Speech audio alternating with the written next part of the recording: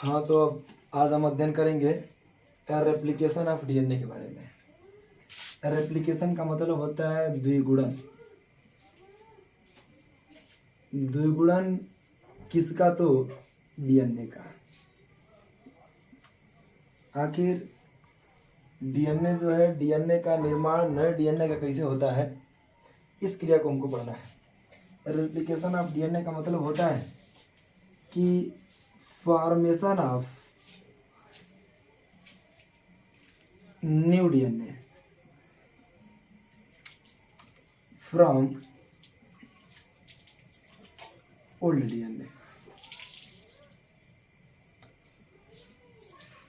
Formation of new DNA from old DNA. नए DNA का निर्माण पुराने डीएनए से करना, ये प्रोसेस जो है कहलाता है रेप्लिकेशन। रेप्लिकेशन के निर्माण में जो है डीएनए का 3 विधि होती है। अलग अलग वैज्ञानिकों ने अलग अलग प्रकार से अपना मत दिया, जिसमें उन्होंने बताया कि डीएनए का जो रेप्लिकेशन होता है वो 3 मेथड से होता है।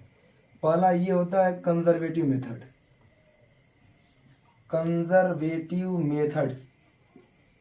और दूसरा होता है semi conservative method. Semi conservative method. और तीसरा होता है डिस्पर्सिव मेथड। तीसरा डिस्पर्सिव मेथड। ये कह रहा है क्या चीज कि 3 मेथड में डीएनए का रेप्लिकेशन होता है। अलग अलग वैज्ञानिकों अपना अपना मत दिया। हर्षे ग्रिफिथ, उन्होंने बताया कि जो कंजर्वेटिव मेथड होता है उस मेथड में अगर डीएनए से नया डीएनए बनाना है, अगर डीएनए से नया डीएनए बनाना है तो बनाने के लिए ये बताया गया था कि अगर एक पुराना डीएनए है तो उस पुराने डीएनए का 2 हिस्सा बनता है। एक ओल्ड वाला बनता है और दूसरा न्यू वाला बनता है। एक स्ट्रैंड ओल्ड का और दूसरा स्ट्रैंड न्यू डीएनए का बनता है। अगर एक ही खंड से 2 खंड बने और दोनों खंड एक दूसरे से अलग हो जाए, उस प्रकार के मेथड को कंजर्वेटिव मेथड कहा जाता है। लेकिन सेमी कंजर्वेटिव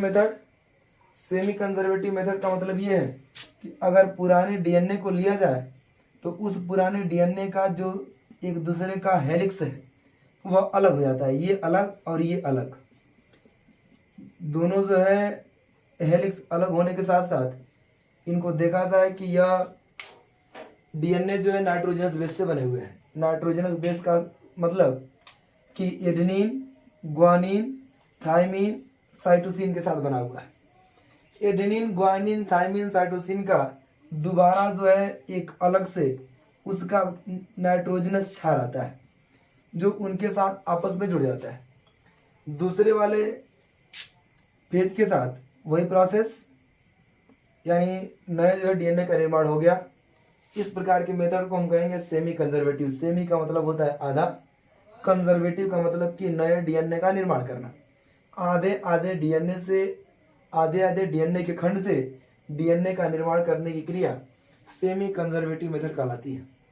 जबकि डिस्पर्सिव मेथड बता रहा है कि यदि डीएनए को देखा जाए तो इस डीएनए के खंड में नाइट्रोजनस बेस अगर देखा गया है तो इसमें सभी नाइट्रोजनस बेस जो होते हैं वो डिस्पर्स हो जाते हैं।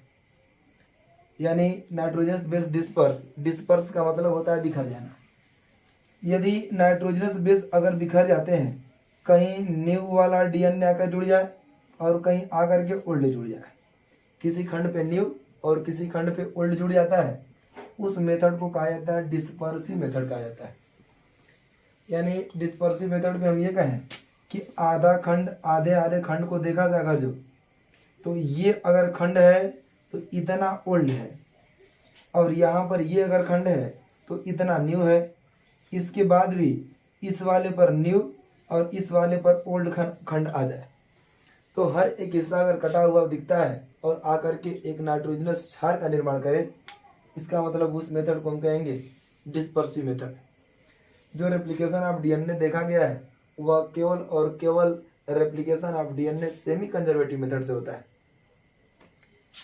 सेमी कंजर्वेटिव मेथड में ये बताया गया है कि एक पुराना डीएनए का खंड होगा और दूसरा नया डीएनए का खंड होगा। उस मेथड को सेमी कंजर्वेटिव मेथड कहते हैं। और सेमी कंजर्वेटिव मेथड के लिए अलग अलग प्रकार के एंजाइम कार्य करते हैं।